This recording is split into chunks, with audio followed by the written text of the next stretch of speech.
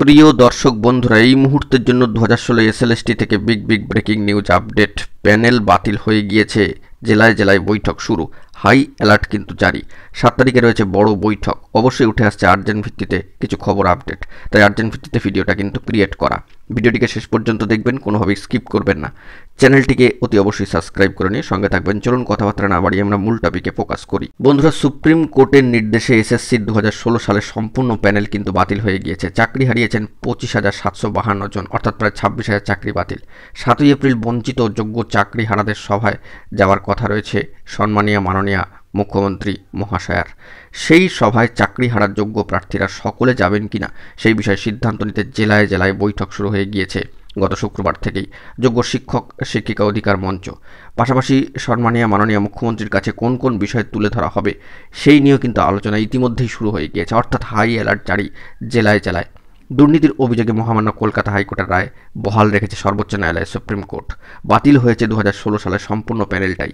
সেই রায়ের পরই কিন্তু গত বৃহস্পতিবার নবান্নে সাংবাদিক বৈঠক সেরে বঞ্চিতদের পাশে থাকার বার্তা দিয়েছেন সম্মানীয় মাননীয় মুখ্যমন্ত্রী মহাশয়া।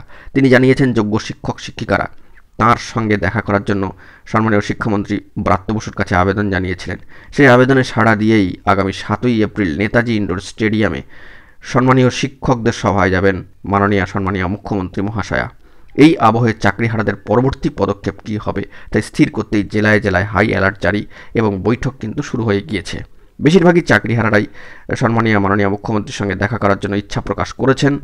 আবার অনেকে জানিয়েছেন এ বিষয়ে সংগঠন যা সিদ্ধান্ত নেবে সেই সিদ্ধান্ত মেনেই কিন্তু তারা কাজ করবেন। যোগ্য শিক্ষক শিক্ষিকা অধিকার মঞ্চ আদৌ সম্মানীয় মাননীয় মুখ্যমন্ত্রীর সঙ্গে দেখা করার আবেদন জানিয়েছিলেন কিনা তা নিয়েও অনেক ক্ষেত্রে কিন্তু প্রশ্ন উঠছে।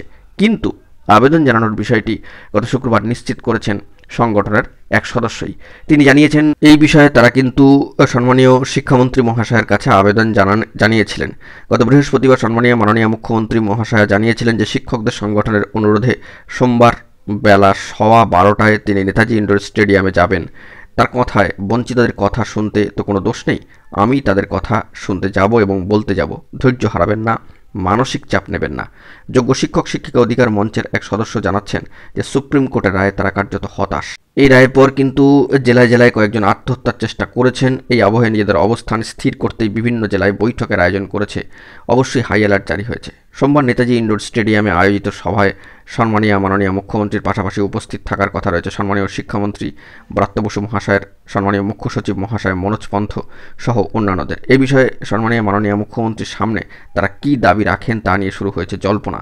প্রথম থেকেই চাকরিহারাদের পাশে থাকার আশ্বাস দিয়েছিলেন সম্মানীয় মাননীয় মুখ্যমন্ত্রী মহাশয়া। সভায় তিনি বিশেষ কোনো বার্তা দেন কিনা সেই দিকেই তাকিয়ে রয়েছে যোগ্য শিক্ষক শিক্ষাকর্মীরা। অর্থাৎ বলা যেতে পারে চারিদিকে হাই অ্যালার্ট জারি, জেলায় জেলায় বৈঠক শুরু। 7 তারিখে রয়েছে বিরাট বড় বৈঠক। দেখা যাক সেখান থেকে কোনো আপডেট উঠে আসে কিনা। এখন এটুকুই, সকলে ভালো থাকবেন। চ্যানেলটিকে অতি অবশ্যই সাবস্ক্রাইব করে নিয়ে সঙ্গে থাকবেন। ধন্যবাদ।